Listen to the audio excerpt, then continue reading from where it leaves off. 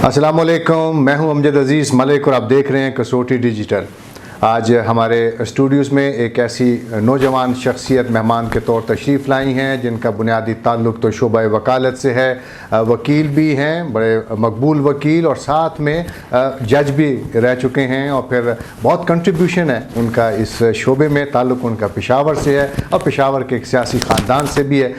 हम कोशिश करेंगे कि आज सियासत पे हम ज़्यादा बात ना करें, और ख़ास तौर पे आजकल जो मुल्क में वकालत के हवाले से जो बातें सामने आ रही हैं उसको डिस्कस करें। आज मैं खुश आमदीद कहूँगा जनाब हबीब कुरैशी साहब को। बहुत शुक्रिया हबीब, आप तशरीफ़ लाए।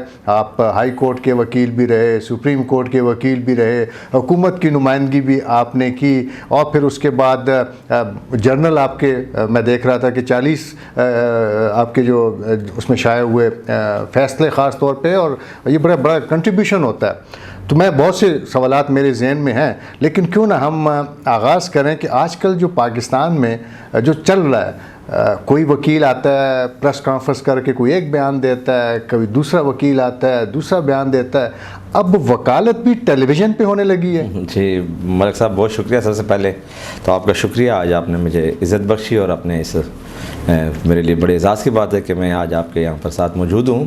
जहाँ तक आपका क्वेश्चन का ताल्लुक़ है, जो आपने बात की, यकीनन मैं समझता हूँ कि पेशावर में जितने हमारे वकला हैं या पूरे पाकिस्तान लेवल पे जो भी है, देखें बेसिकली वकालत जो है ये आज आपको मालूम होना चाहिए कि जो आप जिस वक्त हम लोग आए थे 90s में, मैं वकालत में पेशे से मेरा ताल्लुक़ रहा, मैं दाखिल हुआ, लेकिन अल्हम्दुलिल्लाह 30-35 साल का अर्सा होने को है। अब ये फील्ड टोटल शोबिस के एक शिकल अख्तियार चुकी है। वैरी हमें इसको मानना पड़ेगा।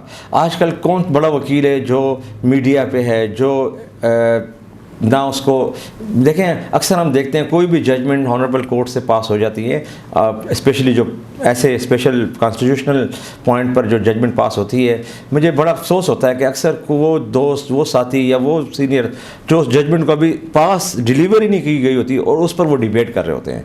तो मैं समझता हूँ कि जब तक कि आप एक चीज़, एक पॉइंट, एक चीज़ को आप समझ ना पाएँ और उस पर आपको कमांड हासिल ना हो जाए, आप उससे अपनी बहस से इज्तनाब करना चाहिए। तो जैसे आपने क्वेश्चन किया कि आजकल हम देखते हैं, तो इसमें कोई शक नहीं है। अब ये पेशा, जिस तरह मैंने आप अर्ज़ किया कि ऑलमोस्ट ये आप शोबिज़ की तरफ जा रहा है। आप देखें, पहले हमारे माशाल्लाह हम देखा करते, मुझे एजाज़ हासिल है, मैं तलत क्यूम कुरैशी साहब का जूनियर रहा 90 से 92 तक, चीफ जस्टिस का उन्होंने अल्लाह को बख्शे, और उसके अलावा भी हमने बहुत कुछ सीखा। आजकल वो सीखने सिखाने वाली बात भी ख़त्म है, तो बातें तो बहुत हैं। जो आपका क्वेश्चन होगा I will try my best. वो ये आजकल जो रिमार्क्स आते हैं, जब भी किसी अदालत में मुकदमा लड़ा जाता है और जो जज रिमार्क्स देता है, वो अखबारों की सुर्खियाँ बन जाते हैं, वो टेलीविज़न पर आ जाती हैं, तो ये क्या मुनासिब है? मैं समझता हूँ बिल्कुल मुनासिब नहीं है। देखें, जो रिमार्क्स होते हैं या जो भी कमेंट या जो भी पास किया जाता है, अक्सर वो देखें, मैं आपको बताऊँ, वो चीज़ जजमेंट का हिस्सा नहीं होती। वो जो फैसला जारी होता है अदालत की तरफ से, वो उस फैसले में उसका मेंशन ही नहीं होता। अक्सर कोर्ट कोई पास कर देती है, अक्सर जिस तरह मिसाल के तौर पर कोई दोस्त, कोई शख्सियत आती है जो हाईली प्रोफाइल हो, जो पोर्टफोलियो रखती हो पाकिस्तान लेवल पे गवर्नमेंट में या वट एवर, तो जब ज़ाहिर है कोई खुश आमदेद कह दिया उसको, या आपने कोई ऐसा बात कर दी, फ़ौरन उसकी खबर चल जाती है कि जी उसको तो फ़लान है, जज साहब ने ऐसे ही उसको वेलकम कर दिया, या अदर साइड अगर नेगेटिव रिमार्क्स कर दिए।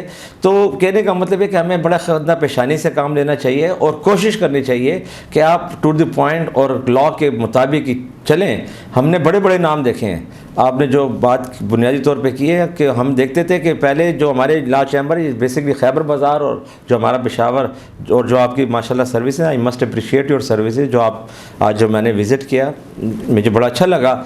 मुझे ये बताने में कोई आर नहीं है, ताकि मुझे मालूम है जो आपका ये आज की इंटरव्यू है या डिस्कशन है, ये आपका माशाल्लाह बड़ा दोस्त साथी देख रहे होंगे इंटरनेशनल लेवल पे भी, कि यहाँ पे पहले एक बड़ा अच्छा था, कोई क्लाइंट आया करता था उसकी बड़ी खिदमत की जाती थी। अब तो आप देखें चैम्बर, जब तक कि आपका ऑफिस 2-2.5 करोड़ का आपने ऑफिस नाम बनाया हो, तो आपका क्लाइंट आपको केस देने भी सोचता है। बात फिर शोबिज़ पे आ गई कि देखें, जब तक आपने अपने दफ्तर को सजाना नहीं है तो किसी ने आना नहीं है। और फिर वो भी है ना जी कि जो ज़्यादा फीस मांगते हैं, जो क्लाइंट है वो जाता भी उसी के पास है। नहीं सर, आपने मैं समझता हूँ कि फ़ीस के अलावा छोड़कर आज आपका क्राइटेरिया टोटल चेंज हो गया है। تو یہ چیزیں جو ہم آج کل عدالتوں میں دیکھتے ہیں یا معاملات دیکھتے ہیں، مجھے سابق وزیر اعظم جو گزرے ہیں ان کا مجھے وکیل ہونے کا اعزاز حاصل ہے، مختلف شخصیات میں نے الحمدللہ پولیٹیکل شخصیات جو کہ اس ملک کے لیے مختلف خدمات سر انجام دیے، ان کے کیسز کنڈکٹ کرنے کا اعزاز حاصل ہے. لیکن ہم نے یہ دیکھا ہے کہ اب عدالتوں میں ایک بات ایڈمیٹڈ ہے کہ فیس ویلیو دیکھی جاتی ہے، اور آئی وش کہ عدالتیں اپنے قانون اور انصاف کے دائرے میں رہتے ہوئے بھی ہمیں بھی یہ لمٹ ہے کہ وہ اپنی ججمنٹ کو دیکھیں اور وہ اس فیصلے کو اس تک محدود رکھیں. قریشی صاحب، کیا عام آدمی کو بھی انصاف اتنی تیزی کے ساتھ مل رہا ہے آج کل؟ میں نہیں سمجھتا. اس میں باوجود کوشش کے کہ ابھی میری اپنی پرسنل آبزرویشن ہے، میں سمجھتا ہوں ہماری بار ایسوسیشن اور بار جو ہماری آرگنائزیشنز ہیں وہ اس معاملے میں اپنا کردار تو ادا کرتی ہے، لیکن اتنی ان کی سے نہیں ہے. کیونکہ جو اکثر کہا جاتا ہے کہ بار اینڈ بینچ جو ہیں جسٹس یا انصاف کے دو پہیے ہیں، لیکن ہماری اس آواز کو اتنا وزن نہیں دیا جاتا. ہمیں دیکھنے میں آتا ہے کہ اکثر ابھی آپ نے پچھلے دنوں دیکھا ہوگا کوئی 12 بجے عدالت کھل رہی ہے، کوئی 8 بجے کھل رہی ہے، کوئی صبح. اب ہمارے پاس لاٹ آف ایسے کیسز ہیں، جا کر دیکھیں ایک بھرمار ہے کیسز کی، اور ایسے لوگ جو انصاف کے متقاضی اور ان کے تلاش میں ہیں، اور وہ they are deprived from to get the justice from the. اس کا حل کیا ہے؟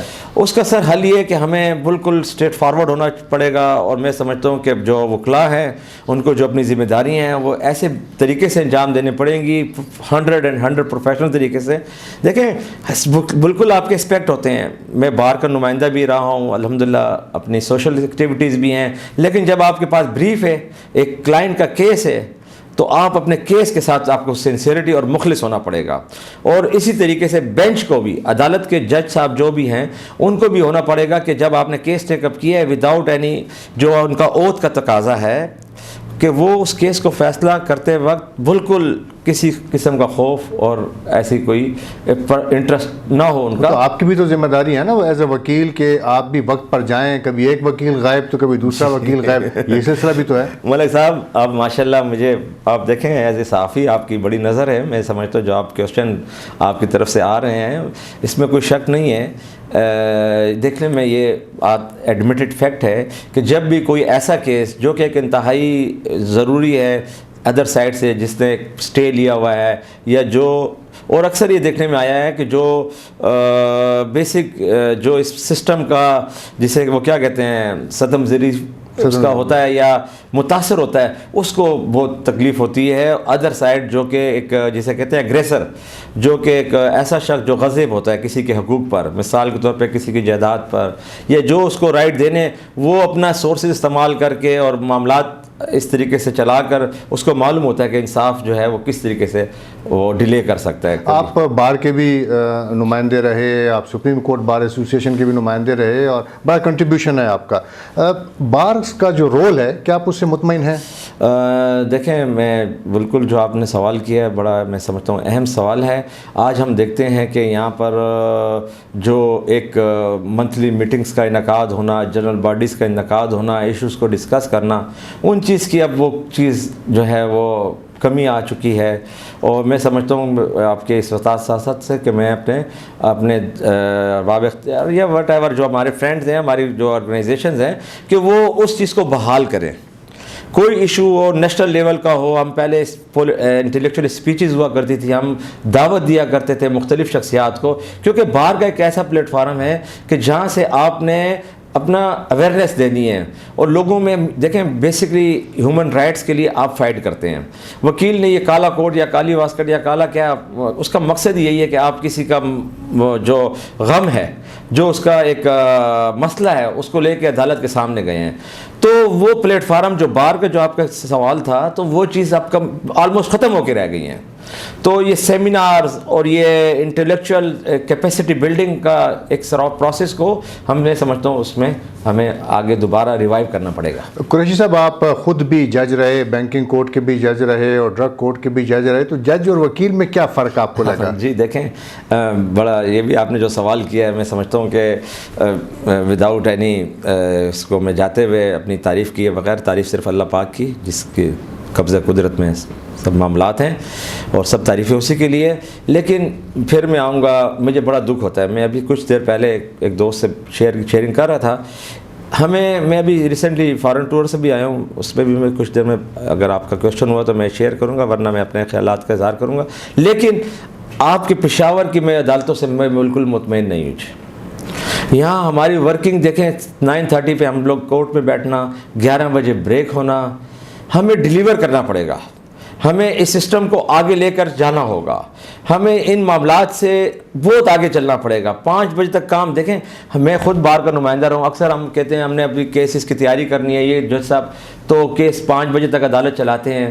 لیکن سر دیکھیں, آپ چلے جائیں, میں آج آپ کو چیلنج دیتا ہوں, اور بلکہ اس ہو سکتا ہے جو میرے دوست یا جو ریلیونٹ اتھارٹیز ہیں وہ اگر اس انٹرویو کو ان کی نظر سے گزرے, آپ 1 بجے چلے جائیں, 12 بجے چلے جائیں, میرا جوڈیشل کمپلیکس خالی ہوتا ہے. ٹائمنگ 3 بجے تک ہے, تو 3 گھنٹے کام بالکل نہیں. دیکھیں جج کا اسی لیے کہا جاتا ہے, جو آپ کا سوال تھا, میں ذرا تھوڑا سا اس کو بات کو میں آگے لے گیا.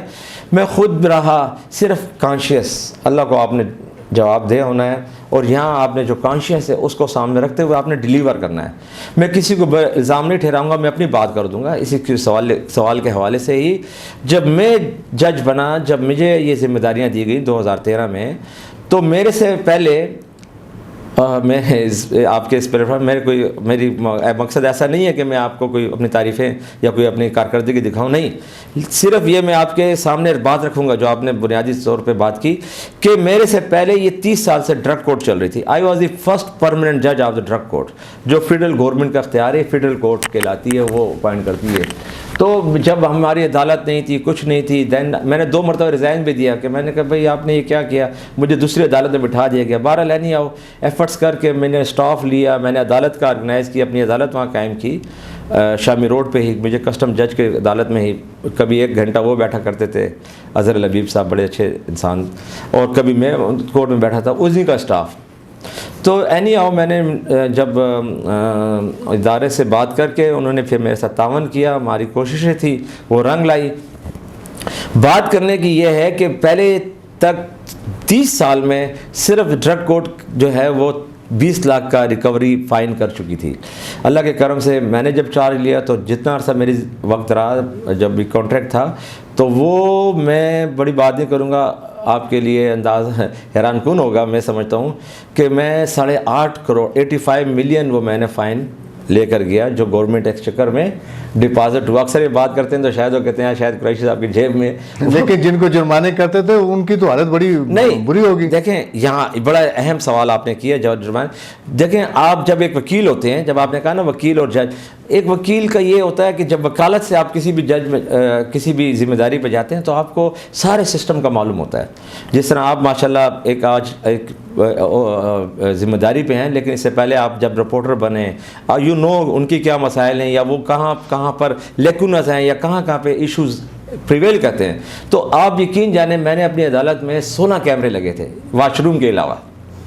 تو وہ کیمرے لگے تھے جو کہ A to Z اسٹاف میں لگا ہوا ہے, مورر کے کمرے میں لگا ہے, ریڈر کے کمرے میں, ایون کورٹ میں بھی لگے ہوئے تھے, جو میں سمجھتا ہوں کہ پہلی کورٹ تھی یہاں پر کے پی میں. یہ آج آپ کے انٹرویو حوالے سے فرسٹ ٹائم میں آج آپ کو ڈسکلوز کر رہا ہوں اس بات کو. میں نے کبھی نہیں انٹرویو دیا, نہ میں نے کبھی شوق محسوس کیا, نہ ایسا نہ ہو ہم پہ کوئی توہین عدالت. نہیں, یہ کوئی توہین عدالت کا کوئی بات نہیں ہے, یہ کوشچن ہے. تو میں سمجھتا ہوں بنیادی طور پہ وہ بات ہے کہ اللہ کو سامنے حاضر ناظر جان کر رکھ کر, اور آپ نے یہاں پہ اپنے کانشیس کے مطابق فیصلے کرنے, اور فیصلے کرنے سے پہلے آپ نے ڈیلیور کرنا ہے.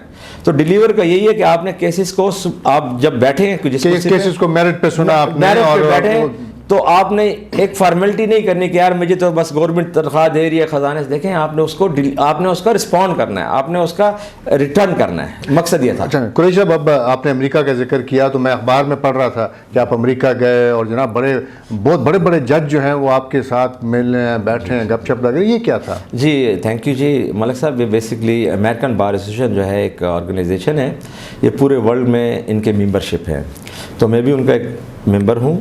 ہم ان کی فیس بھی ادا کرتے ہیں.